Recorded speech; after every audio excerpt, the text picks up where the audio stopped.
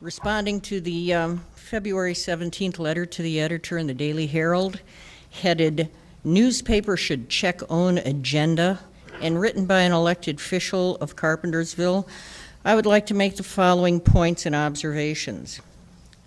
The first quote is, "Let me first say that the Daily Herald concedes in their editorial that illegal immigration is a federal matter. This is an exaggeration of fact.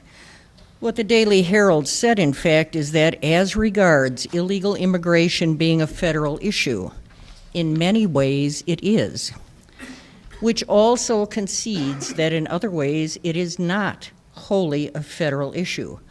By way of example, counterfeiting is also a federal crime. However, I believe the honest people of the village would certainly expect the leadership and police department to act swiftly to do all possible to stop the continuation of this or any other crime.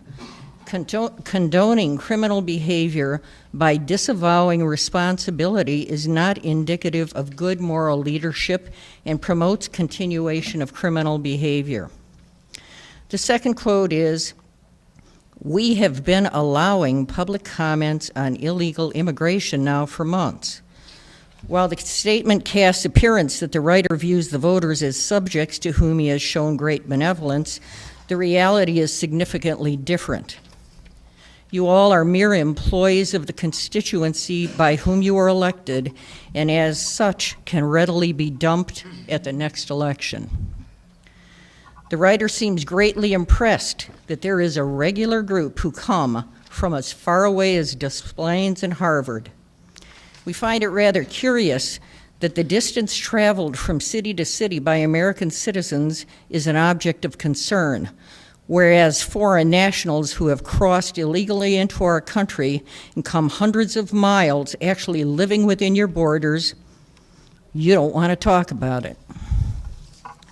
Speculation that benevolence on the part of village representatives in allowing citizens to speak, insinuating that other communities are less democratically run, is both sophomoric and erroneous.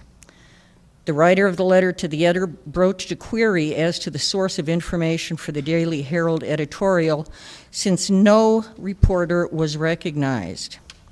Where did they get their information? It only takes a brief glance around to have an answer for that one. Cameras, tape recorders, audience which actually listens to comments, go figure. The Daily Herald's editorial opinion answers plenty of questions about interest and agenda. And if you have ability, and you can see it if you have ability to read between the lines. Paramount among them is, "Methinks thou dost protest too much." And as former President Ronald Reagan said, politicians don't have to see the light. They only have to feel the heat. Thank you for your time. Jerry, next person.